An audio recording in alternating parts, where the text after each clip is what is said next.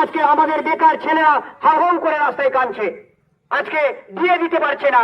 আজকে খাদ্য কেলেঙ্কারি আজকে চতুর্দিকে, আজকে ভারতবর্ষের ইতিহাসে আজকে পশ্চিমবাংলা একটা কেলেঙ্কারির জায়গায় পৌঁছে গেছে, কালো দিনে পরিণত হয়েছে। এই কালো দিনকে সরাবার জন্য আমরা সবাইকে বলছি, আপনারা একত্রিত হন, এক ঐক্যবদ্ধ হয়ে আপনাদের সামনে আমরা উপস্থিত হয়েছি। আপনারা পড়তে বলছি না, ভোট দিন।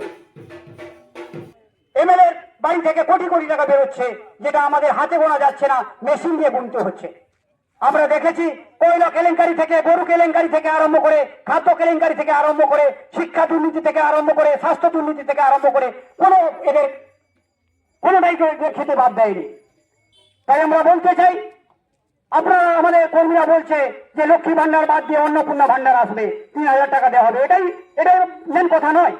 আমাদের কথা হচ্ছে আমরা আগে বাঁচতে হবে। প্রথম আমরা বেঁচে থাকলেই তারপর আমাদের চাওয়া পাওয়া সমস্ত পাবো। আজকে এই পশ্চিমবাংলার যেই পরিস্থিতিতে আমরা দাঁড়িয়ে আছি, আজকে বেকারের সমস্যা দিনে দিনে বাড়ছে।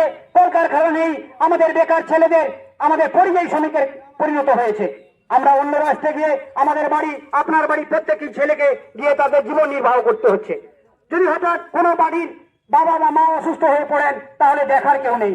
সেটাকে আমাদের দুর্নীতি থেকে মুক্ত করতে হবে, আমাদের রাজ্যে কলকারখানা তৈরি করতে হবে। আজকে আমরা কেন প্রতিবাদ করছি, কেন বলছি এটা ঐতিহাসিক নির্বাচন? রাজ্যকে চালাতে চাই না, আমরা হাতে কাজ চাই। প্রত্যেক যুবক ছেলেরা কাজের জন্য আমাদের আন্দোলন, এই জন্যই আমাদের আন্দোলন চলছে। এই জন্য আমি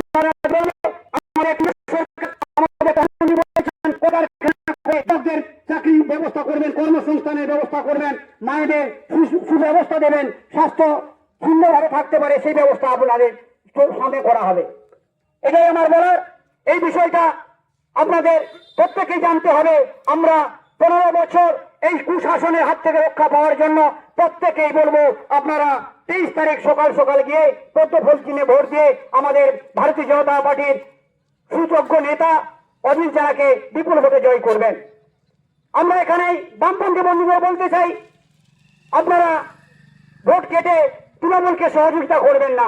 আপনারা, আমি অনুরোধ করব, আপনারা আমাদের ভোট দিয়ে একবার সুযোগ দিন, বিজেপিকে একবার আনুন, তারপরে আপনারা বিবেচনা করবেন। আপনারা দেখছেন আমাদের 21টা 22টা রাজ্যে বিজেপি সরকার চলছে। সেই কথা মাথায় রেখে আপনাদের বলবো, আমরা কেন্দ্র সরকার, আমাদের প্রধানমন্ত্রী এবং আমাদের অর্থমন্ত্রী অমিত শাহজি বলেছেন, মায়েদের জন্য প্রত্যেক মাসে যে আমাদের 3000 টাকা দেওয়া হবে, যুবকদের 3000 টাকা দেওয়া হবে, বার্ধক্য ভাতা, বিধবা ভাতা, এগুলাও 3000 টাকা করে দেওয়া হবে, ধানও বেশি রেটে কেনা হবে। এই বিষয়টা আপনাদের কাছে আমরা বলতে চাই। আপনারা সবাই একই লোকদের কাছে কিছু আবেদন নিয়ে আমাদের যে বিধানসভা নির্বাচন 2026 সেই উপলক্ষে আমরা বিচার কথা আপনাদের সামনে তুলে ধরছি। আমাদের অঞ্চলের রাজধানী জনগণ সবচেয়ে বুদ্ধিমান, সেটা আমরা মনে রাখি বা মনে করি। আমরা যখন সিপিএম এর অত্যাচারে অত্যাচারিত, আমরা সবাই একসঙ্গে লড়াই করে দিদিকে প্রতিষ্ঠিত করেছিলাম 2011 সালে অনেক আশা নিয়ে।